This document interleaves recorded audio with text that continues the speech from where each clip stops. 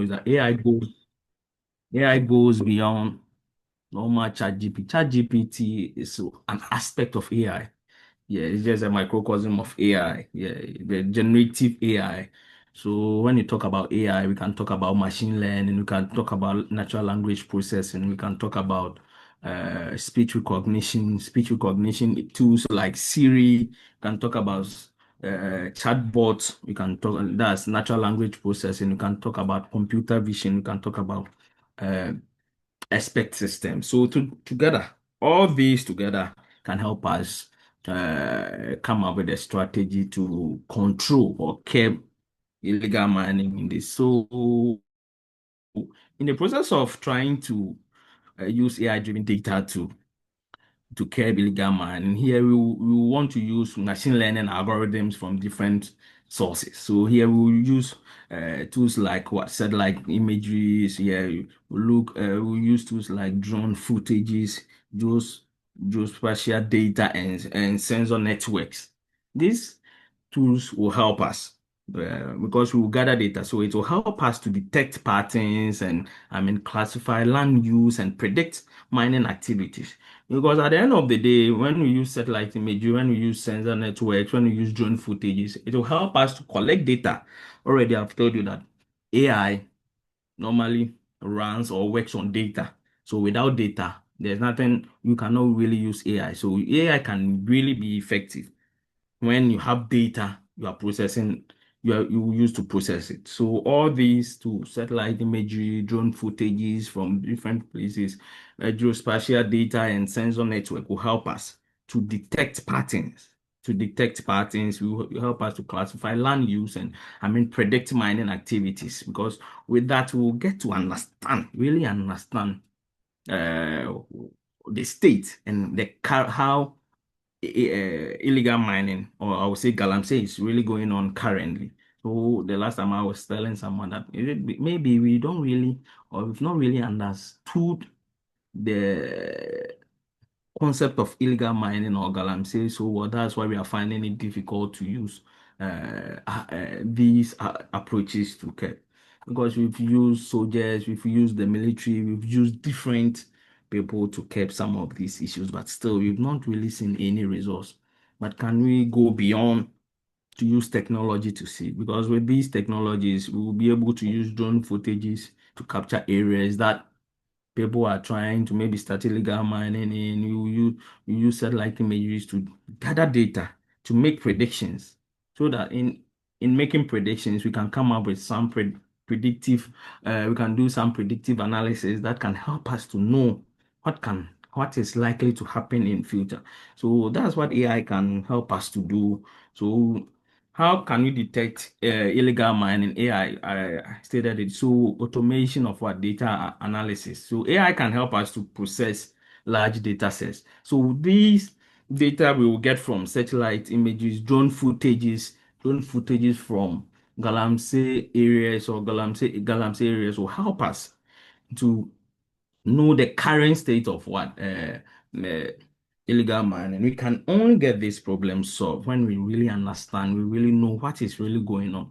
Sometimes I tell people that yes, we know that this place there is Galamsey going on. That Galamsey is going on, but sometimes we don't really know much information about it. The depth of how the land has been destroyed, how they've destroyed it. We have no idea about it. Just that we just know that yeah, they are doing galamsey, but it goes beyond that, knowing that there is galamsey going on at a particular place. And real-time monitoring, AI can help you in real-time monitoring. AI can detect changes in land usage. Yes, so when we employ some of these tools, it can help us in knowing that this land or this aspect of our land has been captured, and now they are using it for Galamsey. So it can tell us something. So if there's a decision for us to make, or if there's an action for us to take, it will help us to do that. And predictive insight. So after gathering data from satellite images, drone footages, reports, and other things, you try to put it in you try to run some machine learning models on it. Is it that you do so machine learning models? We have the supervised learning or unsupervised learning. I mean, depends on what you want to achieve with it. So maybe after gathering all the data, you may want to uh, understand. So in data science, the first level of understanding is the descriptive analytics. So when I gather data from satellite images, drone footages, sensor network from these affected areas, a, or data from when I gather data from real-time monitoring, uh, I will put it together. Then I'll come and do descriptive analytics on it. So I'll try to come and understand the current situation. So understanding the current situation, I will get to know more about these areas, what's really going on, how these areas were affected, and the level of the issue. So it will give me more insight about what the Galamsey is really doing to the state or to that particular place. So based on that, I can run some machine learning models on it to focus. So if this is what is happening, and maybe Konongo, or maybe this is what is happening, what can be done or what is likely to happen? So predictive based on the descriptive analytics, you do predictive analytics on it to get some insight. So if a land closer to a river was destroyed up to a certain level, let's predict what is likely to happen. So we run some of these models on it to get more information about it because the information will help you to make future decisions. So after understanding it, it will help you to make some predictive insights on it using machine learning. So that's one thing. And we can also it's also enhance what transparency. Before you can come up with or before you can use some of these AI tools to detect illegal mining, you've already built systems already. So here we have dashboards, then dashboards that when we do any drone footage, it will help us to record some of these things. We have some visualizations that it will go beyond. AI will help us to review any hidden data. Because the moment you get to understand or to know the data on that land, it will help you to understand and what action to take. So we know in Ghana, we know that yes, Galamsey is going on. But have you gone ahead to ask the question, how has the land been destroyed? Maybe the level of destruction, what are the lands that have been destroyed, that are too close to rivers. We don't really have much information about that. So AI through dashboards and visualization, when we use these drones, satellite images, and other things, it will help us to uncover some of these hidden information so that we can get access to what data and understand it well. We can only solve the problem when we understand it so well. And we can talk about data fusion. So I've told you that AI runs on data. AI can be really effective through when data is provided. So when ChatGPT is there, or when a different AI tool is there and you don't feed it with any data, it is useless. It is useless. So when we integrate AI from with multiple sources, with satellite images, the data from satellite images, social media, drone footages, and sensor data, it will help us in monitoring because the information people will give based on what they are experiencing, what is really going on to help you to know more about that. So these are some of the tools and how AI can detect illegal mining. And let's look at some of the tools. So here are some AI tools. They are a bit technical, but I mean, so we have the Google Earth Engine. It will help you in real time satellite data analytics. So I was telling you that the moment there's changes in the land, you can detect that no, there's an encroachment. So it gives you feedback. Yeah, because it's real time. The moment someone starts to work on the land, yes, it will detect. So you get to know that information and sensor flow carries to help. It's a deep learning library we use to train models. So yeah, I was talking about image classification and pattern detection too.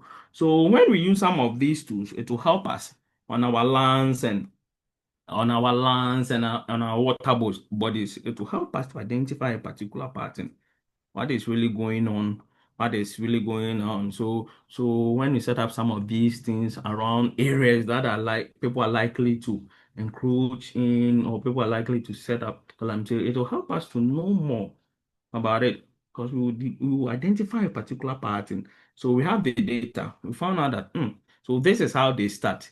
They don't just start like that. So before they will start the Galamsey, they will visit the forest first. They will start clearing the trees there. So it will help us to identify a particular trend in what is going on based on the data we have. And we have the fast. This is fast regional convolutional neural network. So it helps in also it's an what object detection algorithm. So in terms of identifying excavators, I don't know if really know government really knows the number of excavators at each mining site, the number of dredge, the number of camps. So, I mean, we should have more information about some of these things.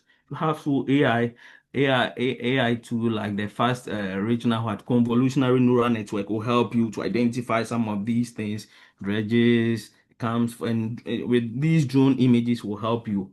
And we can talk about ARC GIS plus AI plugins too. So that this one, the GIS and the AI plugins will help you in mapping. So it is the AI what AI powered spatial. You use it for spatial analysis.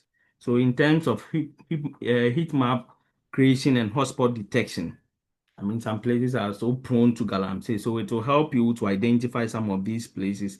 And we have H2O AI slash data robot. Like we use it in what automating machine learning platform. So normally we call this aspect the reinforcement machine learning. So machine learning, we have different aspect of it. We have the supervised, unsupervised, and reinforcement machine learning. So after this Joseph, automation, it will help you to predict.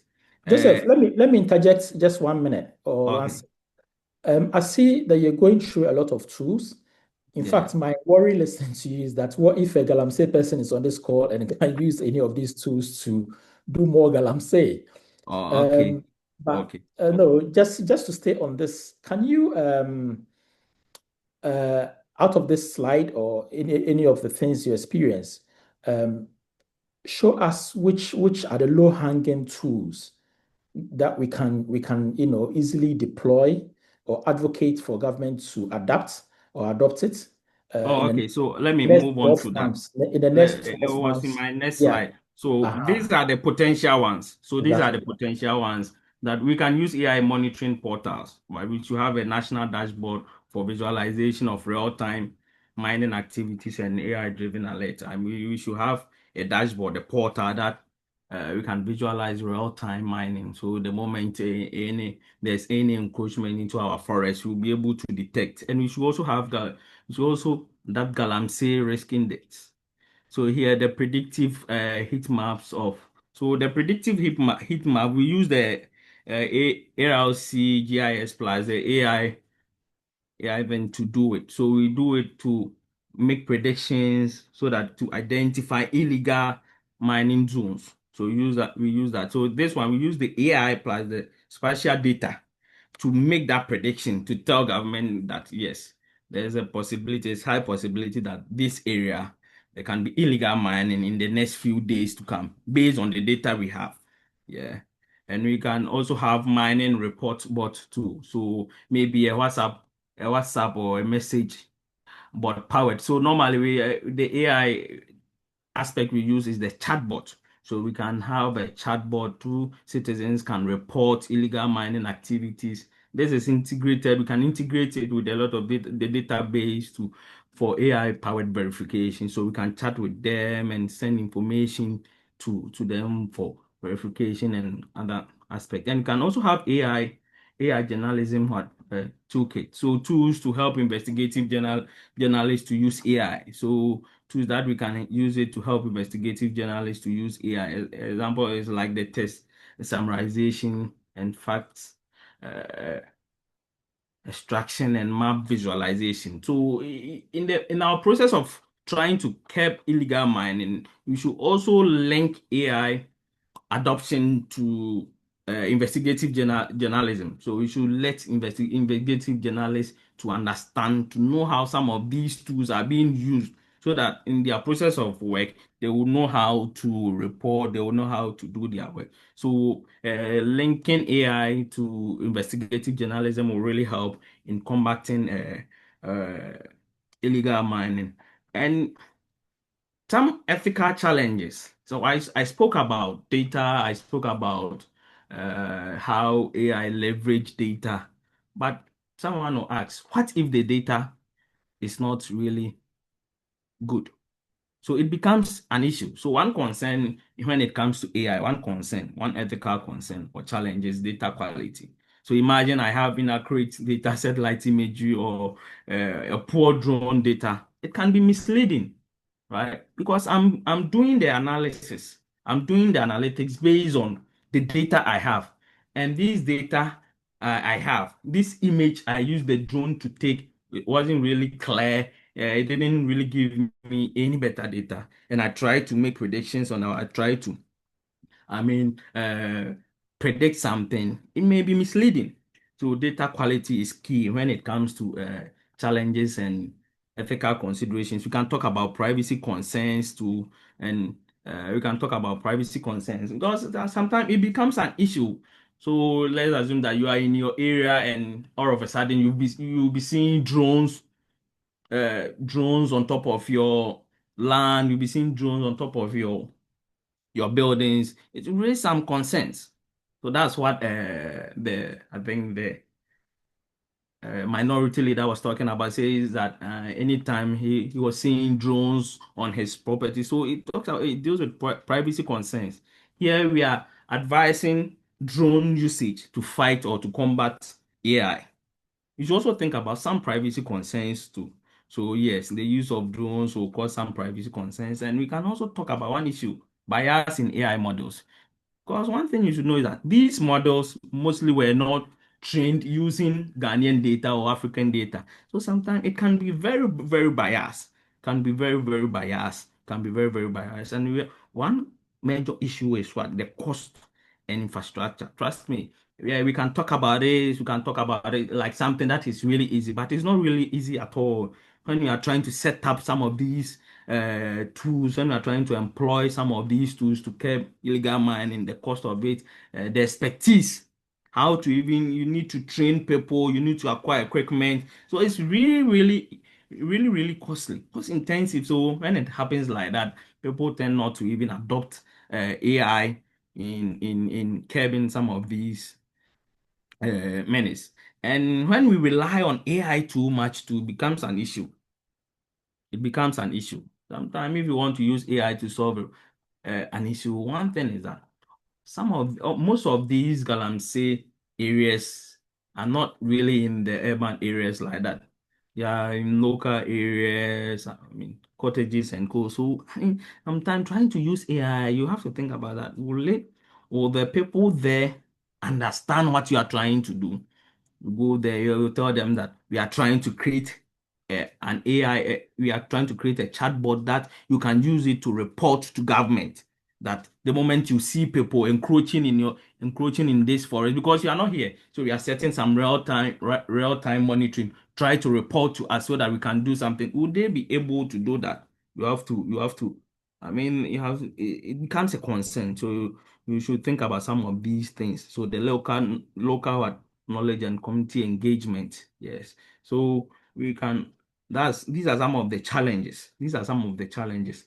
And how we can connect media to. So in all these things, there should be the media playing a role. So media platforms can amplify some of these findings because these findings from the real-time monitoring, satellite imagery, drone footages, and so it will provide a lot of what findings and information. But after providing the findings and information, how will the citizens get to know that this is what is going on? The level distraction caused by these Galamsey Galamsey operators. So, I mean, the media platforms can help us amplify some of these findings from AI to inform the public that yes, things are really getting worse. But someone will say that every day we hear, but still, what is really happening? We hear the media playing their role, reporting on some of these, but maybe we can still take them off because after getting the data from this imagery, from these sensor network, how will people get to know? The media have to play a role. And I mean, community journalism too can be of a complement. That's what I was telling you. That yes, AI and local reporting. Can we teach the community or people in the community how they can report using AI tools when it comes to people trying to engage in illegal mining? Would they be able to report? So community journalism can complement AI too. All right, Joseph, I think this is a good Yes. time for me to interject. Yeah. Where, Okay. where you are now is a good time to actually bring in Edem. Yes. So Yes. Edem, but you continue. I'm sure there'll be Oh, even sure. more questions that will, come up that will, get you back onto your slides. So pause here for me. Let me get to Edem. Edem, can you unmute for us, please? Good. So where Joseph just landed, I just wanted to find from you that if you currently use any AI or data-driven, tools for your work, and is it helpful, or is it something that you think that the government or startups or tech organizations should come in and support investigating journalism in using those sort of AI tools? Okay, thank you very much. And thanks for the question. So,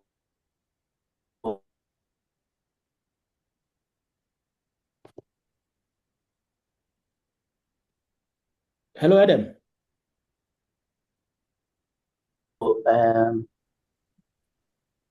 hello? Yes, we can hear you. Okay, all right. So are you Yeah, using any AI so tools at the moment in your work? so I attempted to use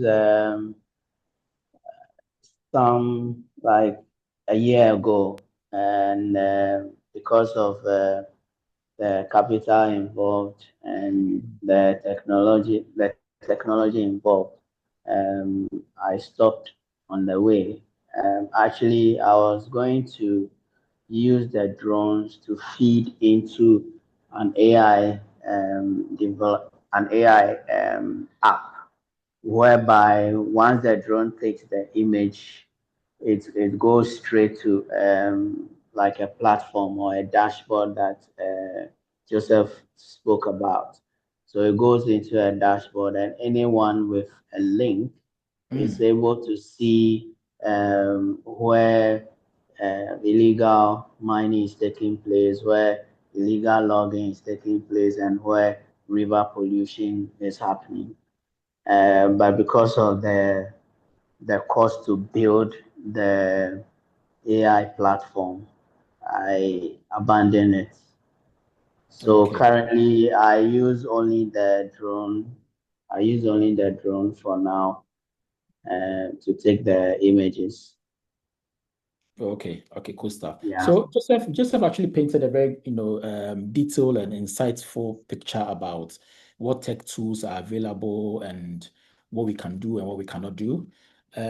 From your end, can you paint a Yeah. picture of, the state of Galamsey now? I know it comes up very, very, very prominent, in the lead up to elections and also during the work of, the media coalition against Galamsey, which Pen Plus Byte is part of. But, we want to, appreciate the extent of damage so far. Are we making any gains? Are we backsliding? What are some of the biggest obstacles for you, especially, the journalists in the work that you do? We see all the violent acts that is meted out to, investigative journalists and all of that. So what are some of the, biggest obstacles? But Okay. what's the state of play at the moment, since you are the one on the All ground? right. Okay. Thank you. So I'm even sorry. I'm even currently in Obuasi, I wish I and could send you some virtual water. Go ahead. I'm currently in Obuasi, and Right. the situation is very, very bad. It's getting worse. Places that like when you pass in like not even in a space of a year, just somewhere last year that I drove around those areas. Now those areas are gone. The Galamseyers have taken over those areas. And if you still go to the Wasa Kropon, Wasa German, Wasa Mensah, Baudier, Dadieso, Chichire, all those areas in the western and central regions.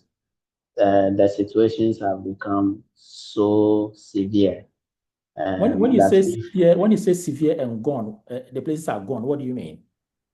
okay, so the Obuasi one, for instance, these are places that were nicely, um, if I can use this word, nicely decorated with vegetation, Hmm. with trees, with weeds, with flowers, and now it is gone.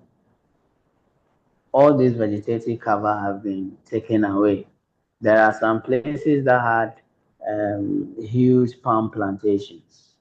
All those places, all the palms are nowhere to be found. And in place of this vegetation are abandoned pits, which which are breeding a lot of mosquitoes in those areas, and also which are death traps for children who might stray to play around those areas. So if you go to the Wasa areas, you see um, communities or villages that they have mined around them. So now the villages are in the middle of the mining activity. So if they had a way, they'll pull down those villages. But because people are inhabiting there, so they are not able to do that. So that's how come I'm saying that it's becoming severe, it's becoming worse, because it's like the state of distraction from January to now is a lot. I can even equate that to about maybe 2 years of distraction. Hmm. So the it's not only in these areas that illegal mining is happening.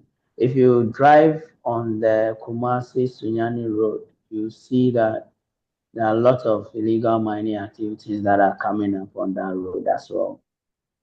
And if we come back to Obuasi, from Obuasi to Dunkwa Onofin, you see that a lot of illegal miners are just by the road.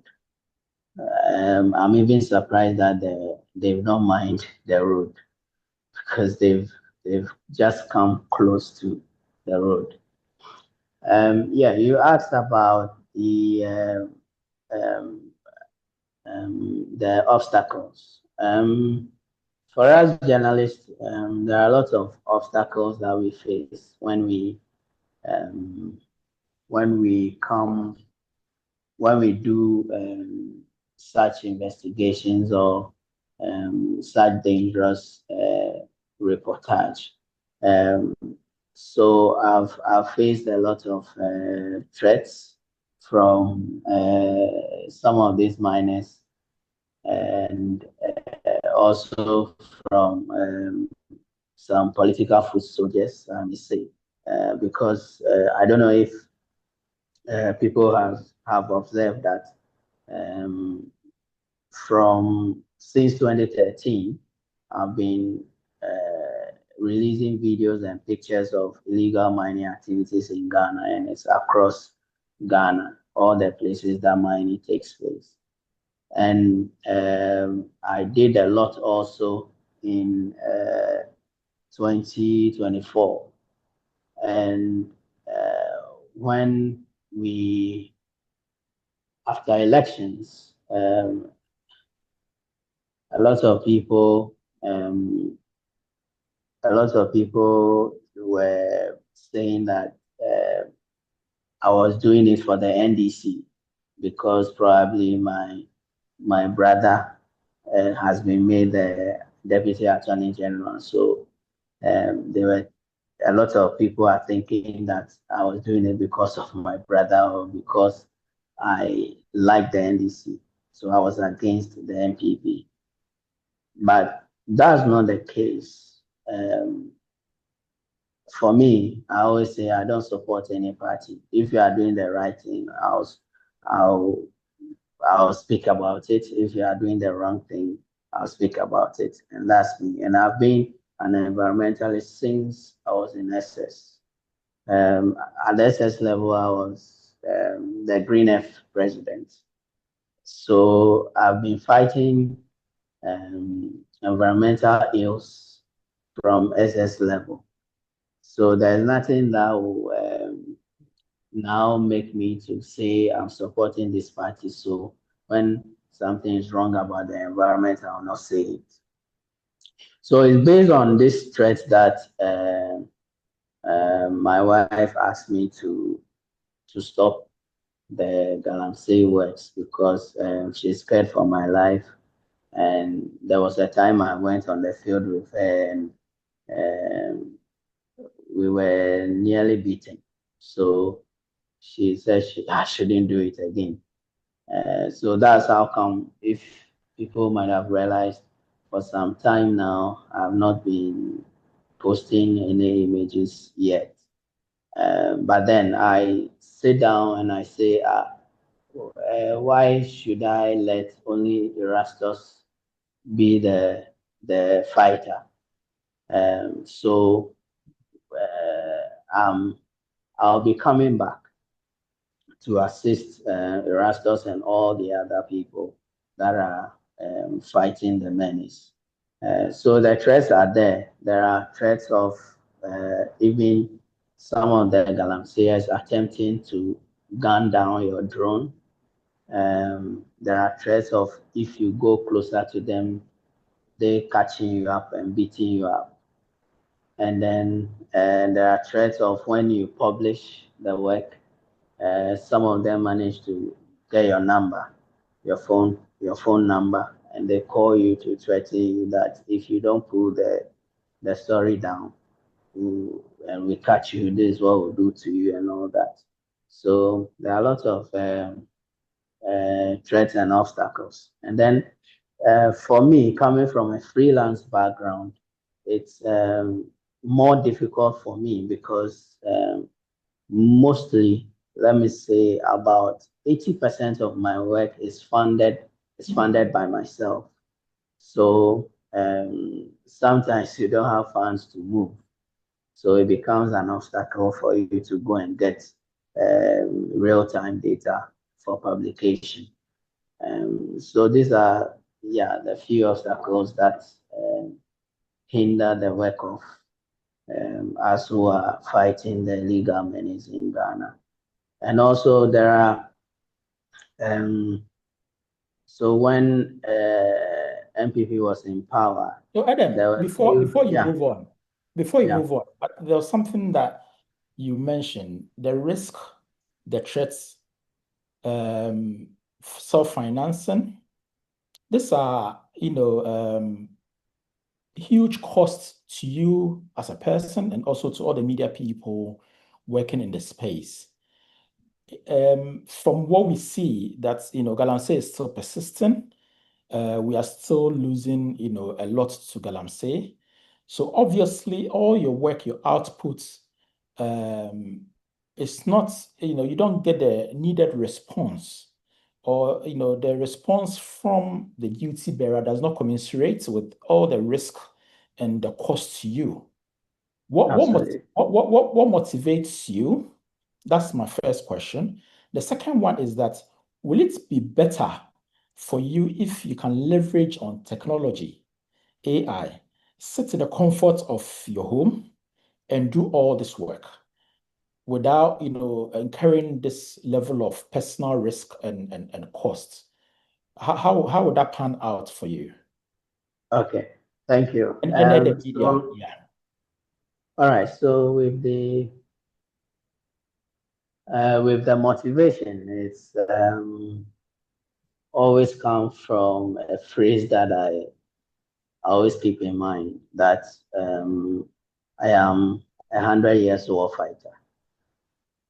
So so I appreciate the effort of Erastus Asaredonko as well.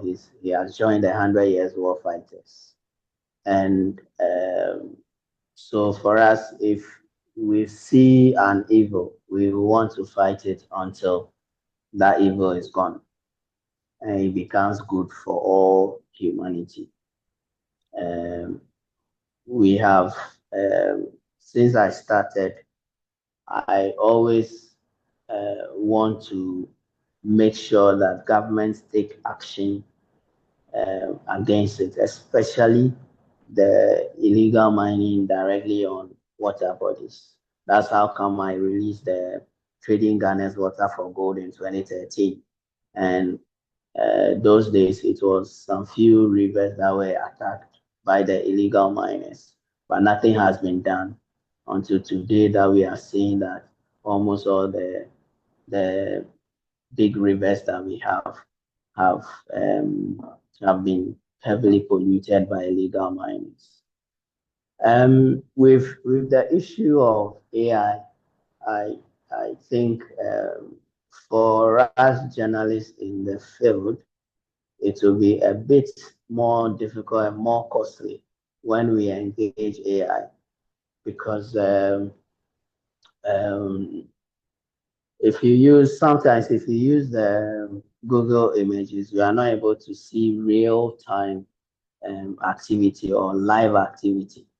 So it means that for us to sit in Accra to deploy AI tools combined with drones, it means that we will have to get the most sophisticated drones and the most long distance drones. So it means that we are talking about getting a drone that can travel for about 2,000 or 1,000 kilometers, so that when you deploy the drone from Accra to, let's say, Obuasi, it will be able to come, perform the duty, and then return back to Accra. Or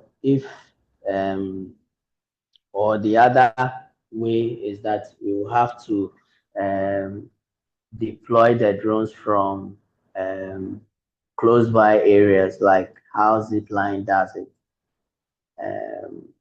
sending the medicines to the clinics and the hospitals.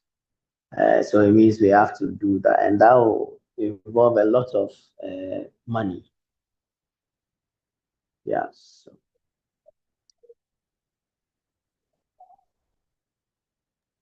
Thank you very much, Edem. I think we have a fair picture of what is happening from both Edem and Joseph. We'll open the floor very soon. But if you have any questions, you can type it in the chat.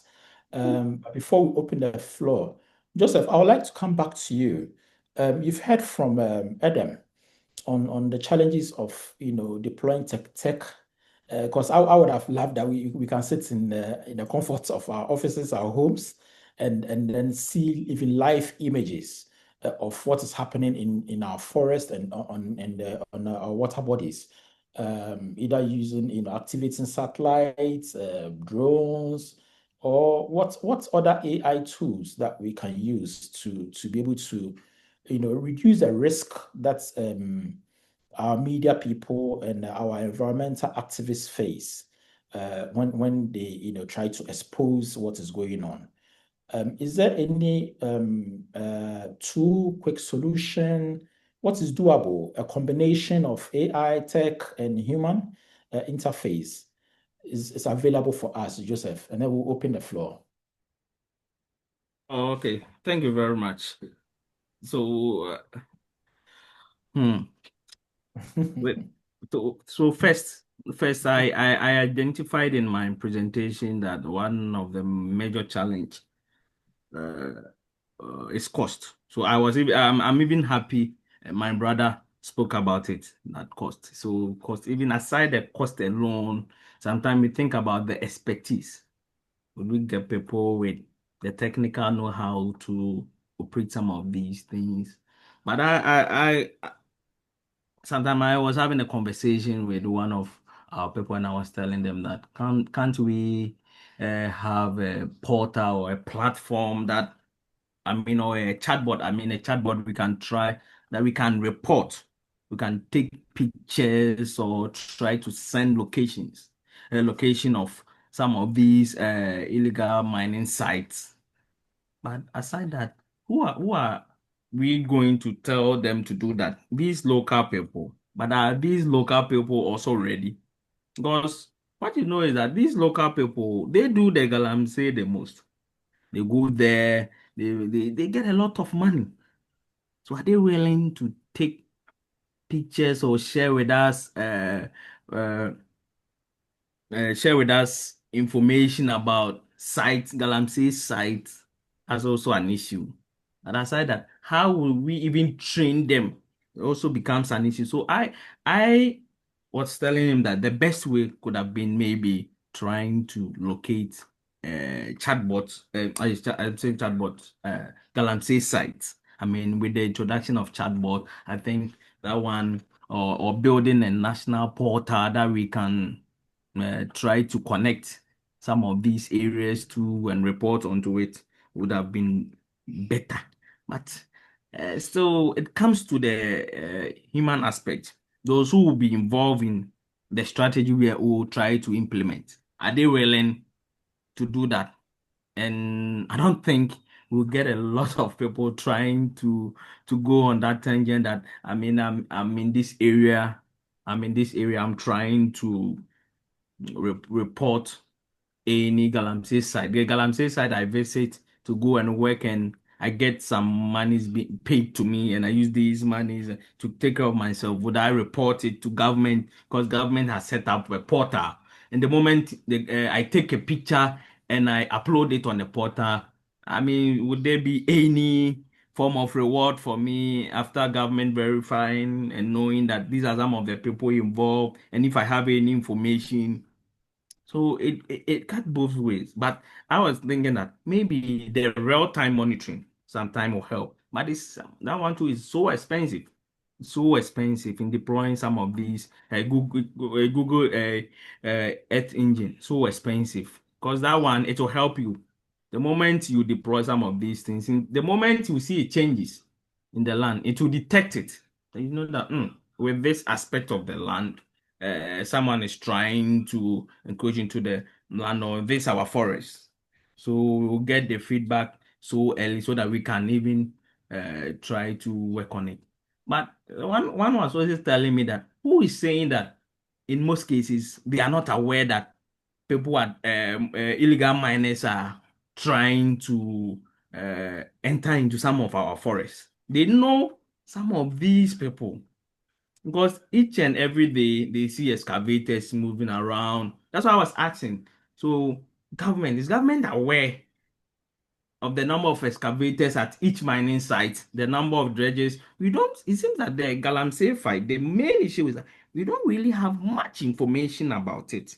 The investigative journalists in Ghana are doing massive work. And I really applaud them for that. They're really doing well. I said, you bear in mind, you don't even know the level, the depth of what the current state of illegal mining in Ghana is.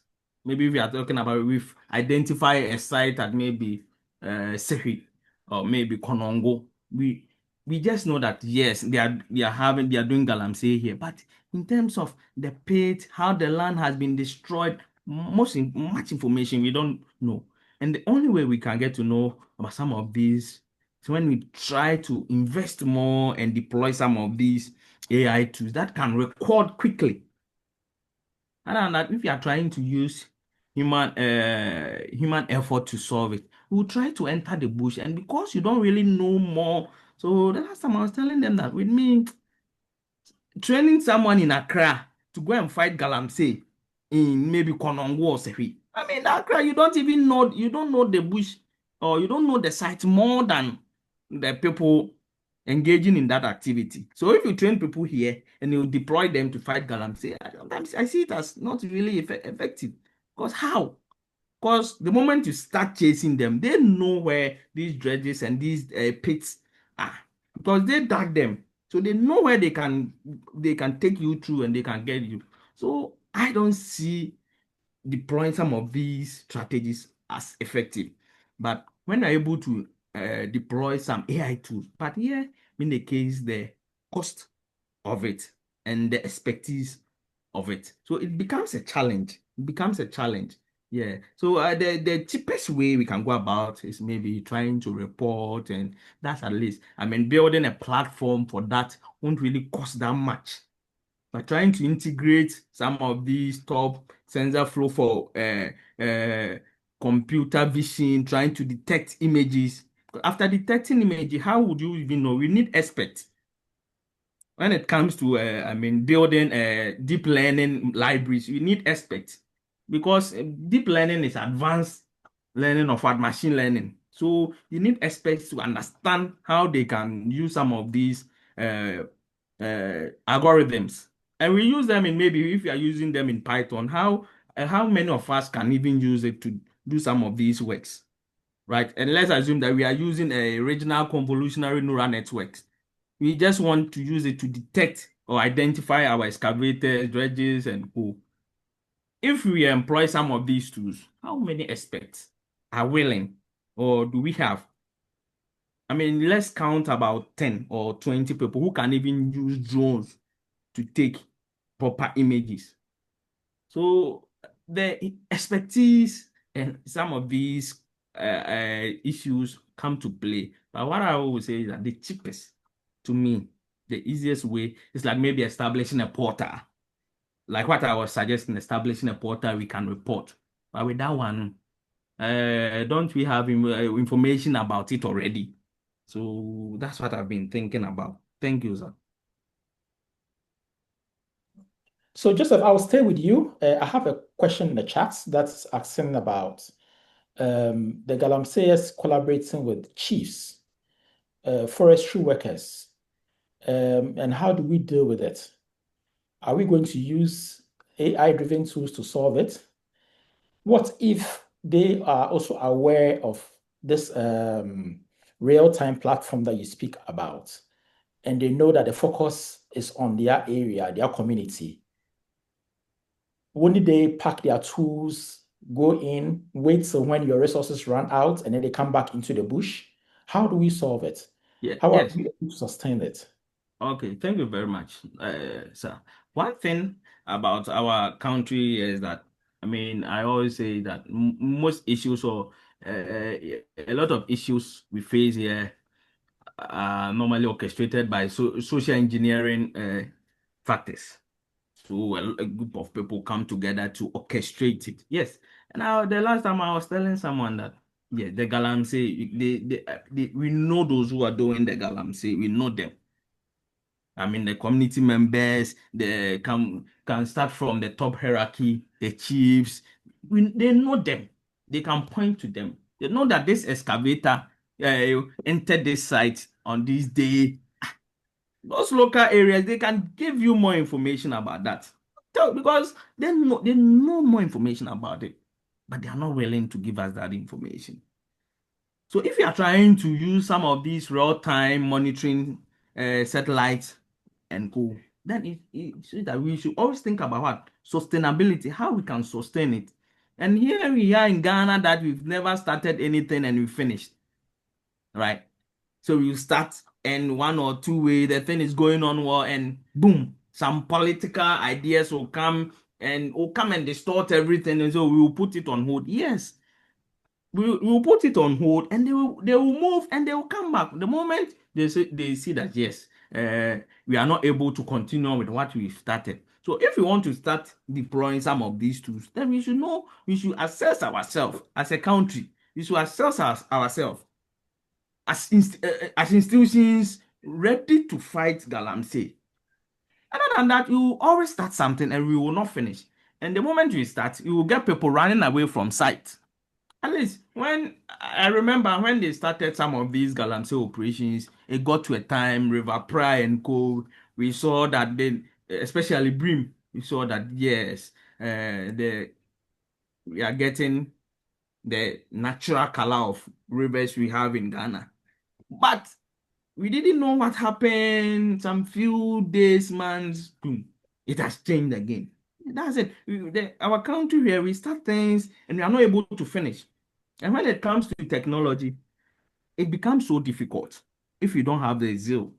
It's like someone who wants to learn networking. You can start learning the basics, and a lot of issues will come, and you have to solve advanced problems. But because you don't have much knowledge about some of these tools, it will discourage you for you to even continue. So most of the times, it's not that we don't have the zeal, but the expertise, and we are not willing to learn and adapt some of these tools. So they will always go and come back. With that one, we will have nothing to do unless we make it a plan. We come up, we try to set up institution that with this we are trying that our 40 years plan is to keep maybe Galamsey 10 years plan to keep Galamsey in Ghana. Then we've allocated this amount of money.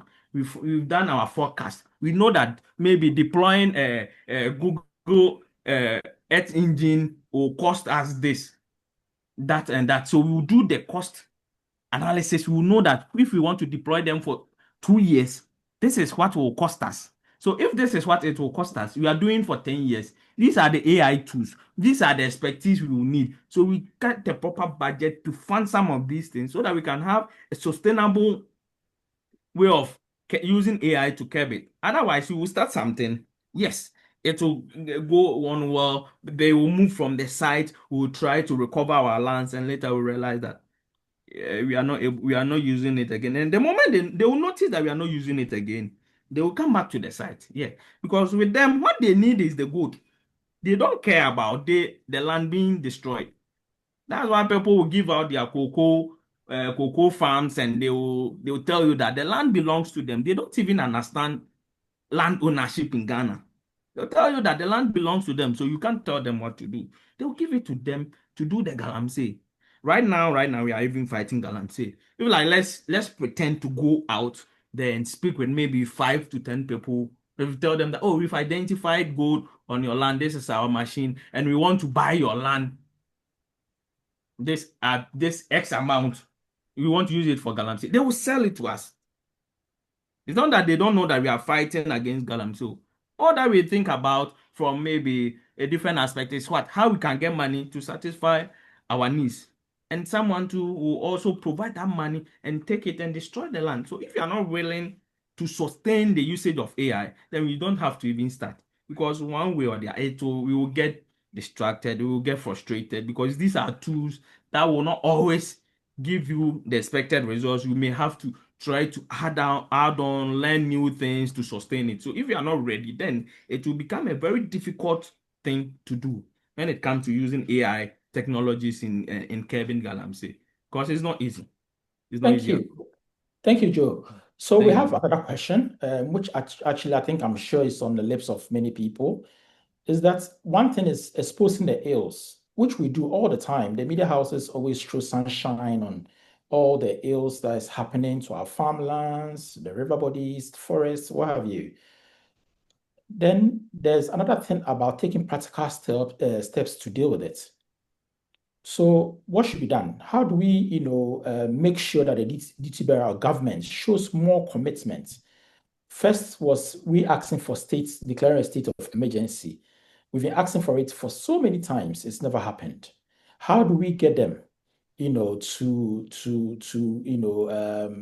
take the reports from Edem and other media, people.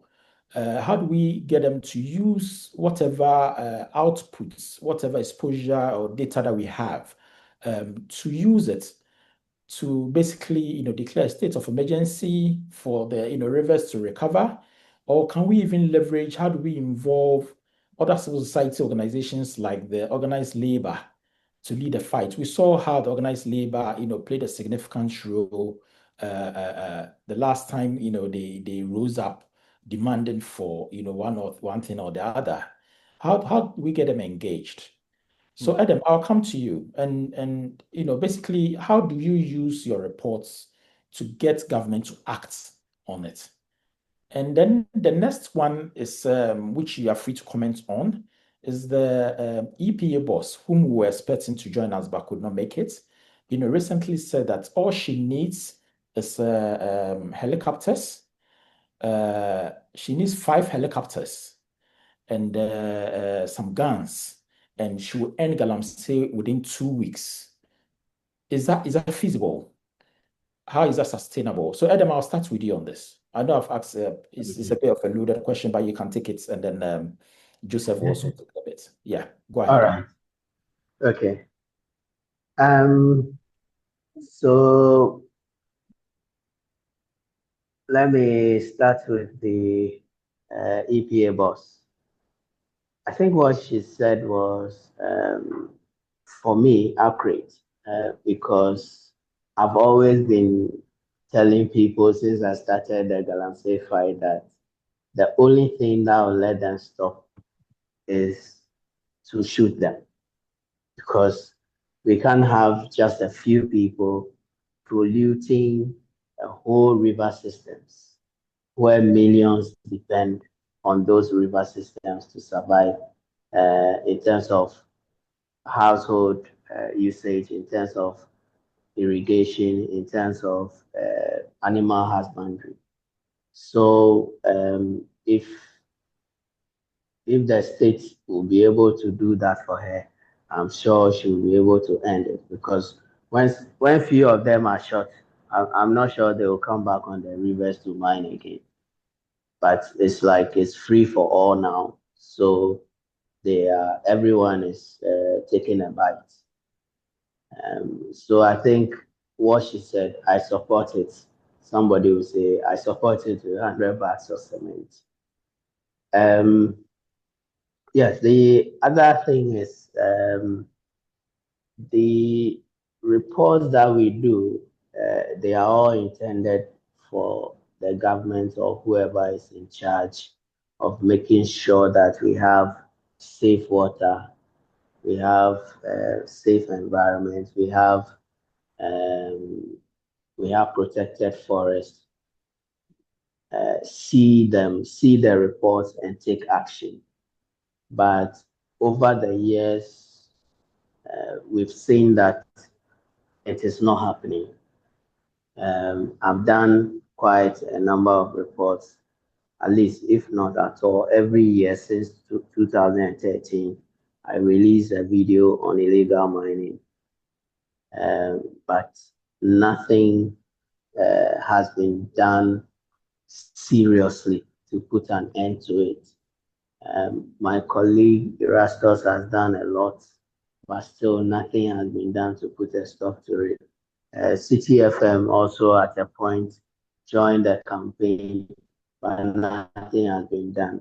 Media Coalition Against Galamsey has done a lot of work, but still nothing has been done. So for me, as I said earlier, I'm a 100 years war fighter. So some of us will still keep doing what we do and find ways and means of improving it so that the government or whoever is in charge will take action.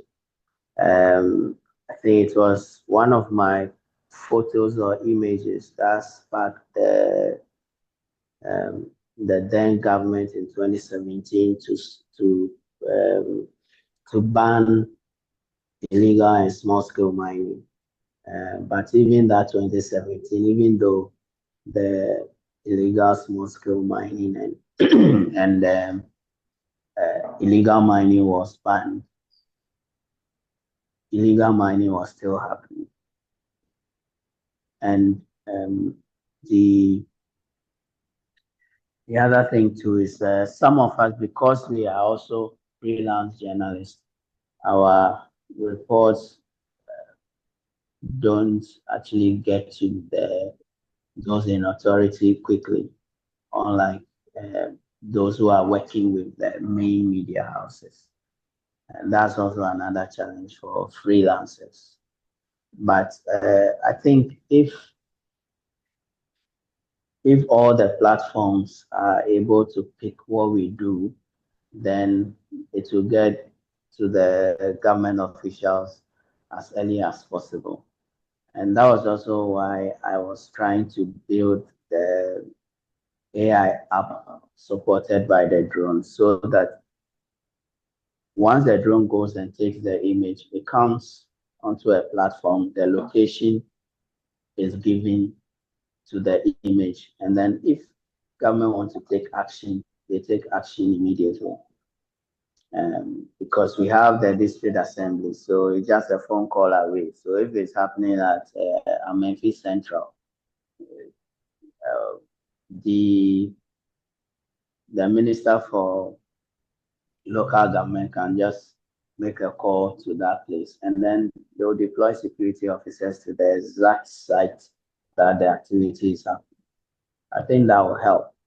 And also, but with all this, we can't leave it in the hands of government officials to run, because they will not run it effectively, and also because they still have vested interest in this illegal mining.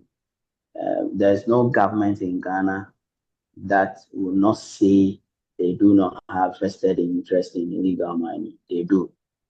Or if not the presidents, their support, some of their supporters or some of their party members always have vested interest, because we've seen the situation that happened in Obuasi, where some youth, after handing over to the new president, went into the Anglo Gold concession to say that their government is in power, so they are also coming to mine.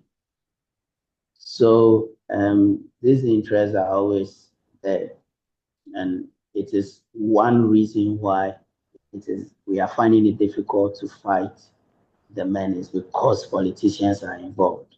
So if we are building let's say a national dashboard for illegal mining, and politicians or government is running it, will fail. And also, if the appointment of the EPA boss and other government agencies are done by government, such as the Minerals Commission, are done by government, then we'll have issues with effective running of platforms and policies that are aimed at stopping illegal mining in Ghana. Thank you, Edem. So, Joseph, I have a direct question for you. It's both an opinion and a question. It says, I'm happy Joseph mentioned that top-down approach is not the right way to tackle this issue. Grassroots and decentralization approach is the way. But my question is it advisable to stop this artisanal mining activities, Galamsey, altogether, looking at the economic benefits we derive from that sector, supporting over 1.1 million people? This was hinted by the just ended Mining in Motion Summit. So, Joseph, is sector formalization the right approach, or a complete ban is the way to go? So thank you very much. I even watched that report, I think last Monday. Yes. And I always say that whatever you do, whatever you engage in, the type of business, there will always be a form of an economic value and once you are trying to transact business, yeah, we will identify an economic value from that. And we can't try to run down that aspect of Galamsey. But at the end of the day, what we should also think about it is what the kind of benefits, economic value we are getting from it? Is it worth it if all these things, all these resources are being destroyed just like that? So I would not really call for a straight up ban on it. Here, I will be very careful because I'm not really an expert in that field. But what I will comment on is that I will always go in if there's something that we can do to sustain it. If we can have a sustainable mining practice, I mean, sustainable mining practice, maybe national dialogue, national dialogue, national dialogue for people to know. They already know the benefit, the issues uh, revolving around Galamsey activities. And the thing is that, yes, they will provide the economic benefit, all right. But at the end of the day, when you are not getting water to drink, when you are having issues, the whole of the country will suffer. But when it comes to economic benefit, some few people will benefit. But when it comes to the suffering, we all will suffer. So can we dialogue on that, on how to practice, come up with maybe a sustainable way of practicing? Is that really feasible? Can you tell everyone how mining should be done? And even after coming up with some of these reforms, would they go by it? Yeah, it's one thing we can also think about. Sometimes some of the things we will say will be like on paper, it looks a bit very feasible, but in practice, it becomes an issue because you won't even be there 24/7 to monitor or to know whether they are really practicing uh, what you told them, or they are really doing what you told them to do. It becomes an issue. Me, I will always call for reforms because the effects and the implications of Galamsey is too much. So can we have a reforms? And if there is a reform, are we willing to go by the suggestions or the recommendation that will be given? If not, then we have to find a difficult way. And I will always say this, that sometimes it's a matter of greed.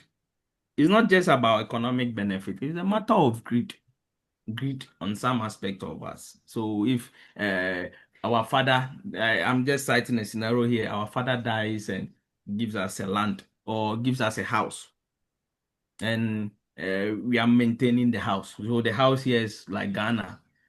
We can decide to find other ways to maintain the house so that we can live in it for a very long time. But if we decide to use some aspect of the house for some bad things, although for the immediate benefit, we will get it. But in future, we may not know what can happen. So yes, it's good that I'm citing a scenario, I'm using Ghana as the house. When we keep the house well, we can use it for a very long time. But if we are not willing to keep it well and we do anything to the house, at the end of the day, we will suffer. After enjoying, we will come back to suffer. And I would say that. So, what's the essence of enjoying everything and later you come and suffer? So, can we get an appropriate, or can we have a national dialogue on maybe sustainable mining practice if there is something of that sort like that? I'm not really into land economy and some of these things, so I'm a bit careful here with some of the concepts I will talk about, right? So me, I don't think banding is straight, but maybe we can try to look at it from a different angle. Yeah, thank you very much. Thank you, Edem. Thank you, Joseph. Edem, there's noise at the background. Okay, good. So Joseph, let me come back to you because your voice was almost sounding conclusive, and so we bring this to a close soon. We don't want to be the stumbling block between ourselves and people going for lunch, even though we are online. So Joseph, let me come back to you. Then I will come to you, Edem, also for your last bit. So Joseph, what partnerships do you think we need between academia, your end, tech companies, and government to develop effective AI solutions against illegal mining? So partnerships, what recommendations do you have, that we can leverage on to bring, have solutions against Galamsey? Okay, I made some recommendations I would like to just share for about Okay. All two right. two So if you can do that minutes. quickly, yes. Yeah, yes, I will make it. Please, can you all see my screen? So, recommendations for Ghana. I spoke about capacity building first. So I was suggesting that before we can even think of using AI, we should think about expertise first. So we have to start thinking of how we can build capacity from our institutions. The people will be engaging. So we have to think of how we can train EPA personnel, forestry, because they are in charge of, they can help fight some of these issues. Journalists. So I was citing how we can train journalists on how they can embed what AI tools into their reporting. You can also work with NGOs, CSOs, like what you are doing right now. You are trying to create an awareness on how we can leverage what AI tools in what carbon mining. And AI, when learning, we have to think of how we can learn Python, remote sensing, machine learning, and it's not easy. And you should also have what? Open up data. I mean, let's be truthful to ourselves. Let's be truthful to ourselves. Right? Open up data assets. Let me have access to data sets for developers. Because before we can even think of using AI, we should have access to data. But is government willing to release data for us to come up to do some predictive modeling, to make suggestions? Is government willing? Here in Ghana, that you write for an information and it will take you like you write to acquire an information and it can take you like 2 months, 3 months, and no one. Are they willing? If they will write to Minerals Commission, we need data to make some predictive analytics. Are they willing to give it to us? Land Commission, or are they willing? So we have to think about that one too. And there should be some partnership between public, private tech companies. Yes, these tech companies can help us. So this third point can be linked to the the first one. So if government is willing to adopt AI, government is willing to build capacity, then government should partner with private tech companies to help train startups and firms in how to use some of these AI tools. And I think when we come up with some of these few when we address some of these few issues, it will help us to control. I know that we cannot end it within this shortest possible time, but if we are able to control it, it will help us as a nation, not for me alone, but everyone. Because Galamsey is really causing a lot. It's really causing destroying a lot of things. So we can come up with some of these recommendations, leverage on some of these things to help us. So, thank you. Thank you so much, Joseph.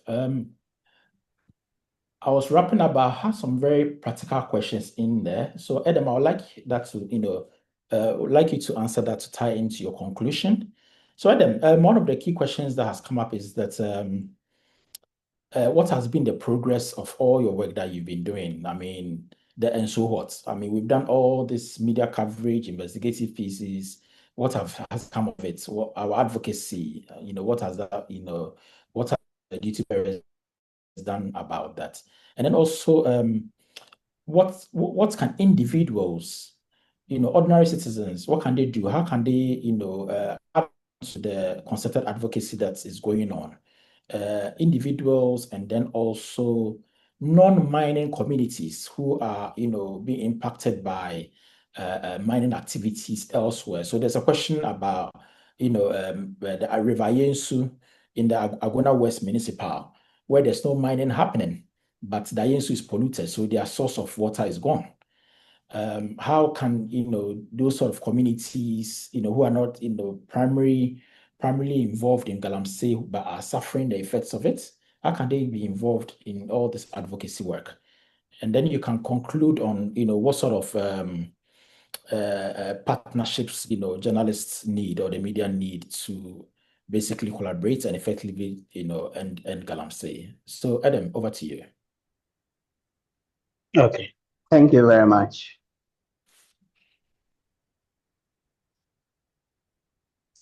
Okay, so let me touch on the individual contributions. So for me, what I think is I will want to see everybody doing his or her own small advocacy wherever they are, because the issue actually does not affect only the people that are living in the mining communities. Because if the rivers are polluted, it means that fish that comes to Accra will have maybe traces of mercury or other minerals or metals.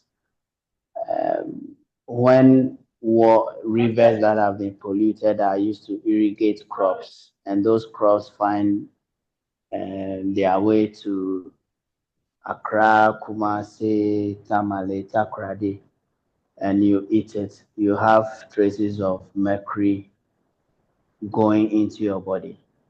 So everyone, one way or the other, once you are a Ghanaian, you are affected by illegal mining, no matter where you live in Ghana. So for me, I'll say that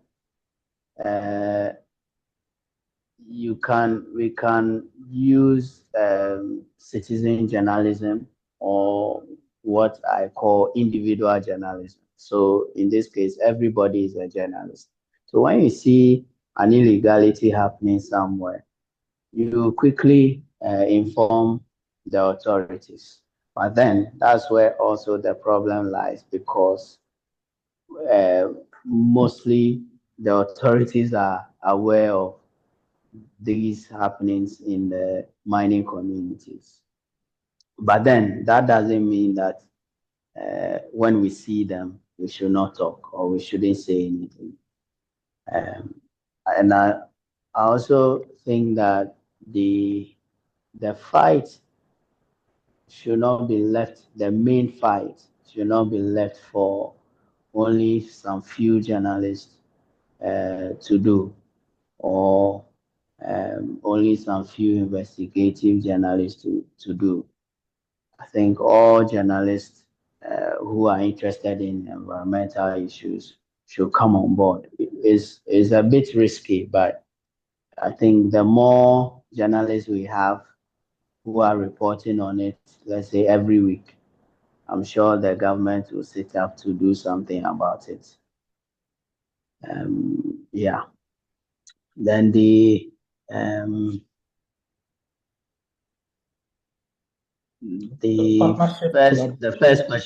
first question, there was a question before the individual efforts.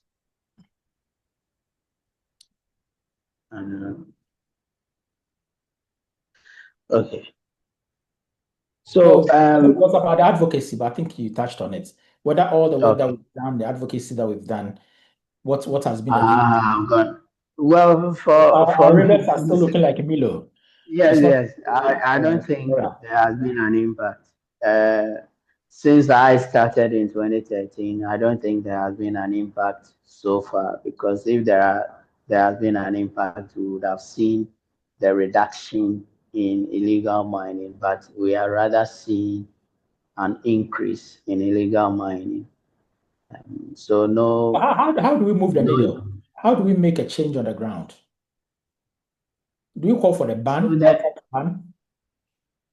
Well, you see, the thing is illegal, so I don't even see how banning can play a role, because it's illegal already. So if you ban it, it means in a way you are supporting.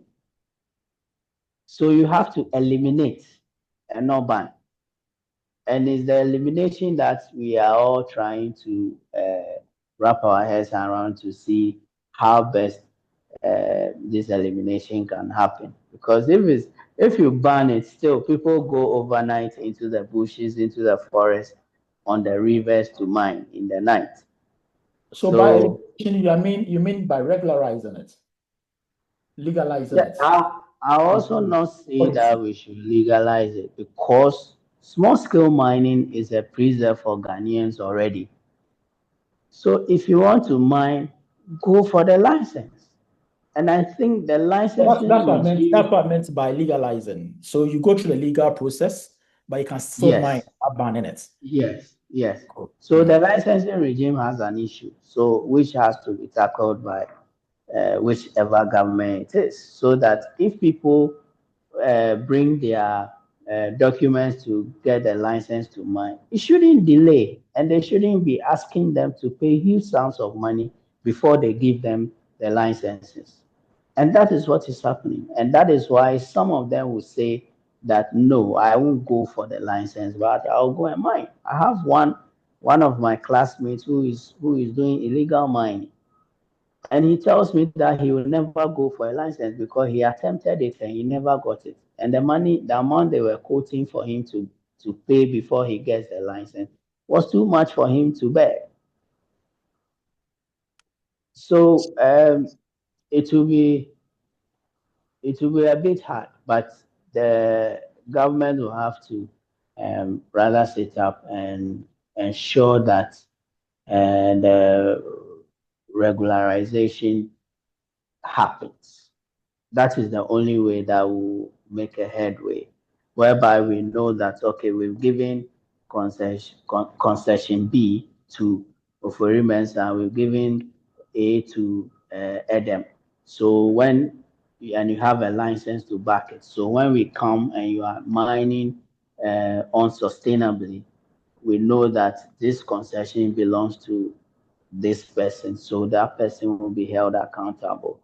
I think that's one of the ways that we'll be able to make a headway. Then when it comes to partnerships with journalists, I always say that when journalists are doing good stuff in Ghana, nobody minds them or nobody supports them.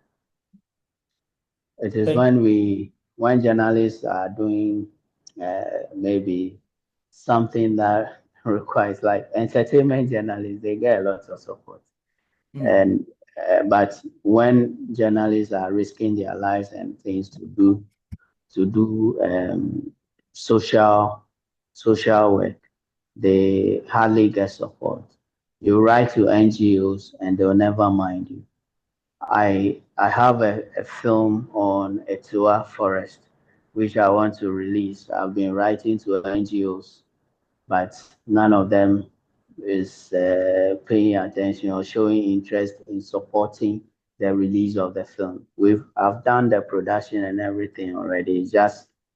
I was just looking for an organization that will say, okay, we are paying for a venue, we are doing this and that to release the film, but no one cares.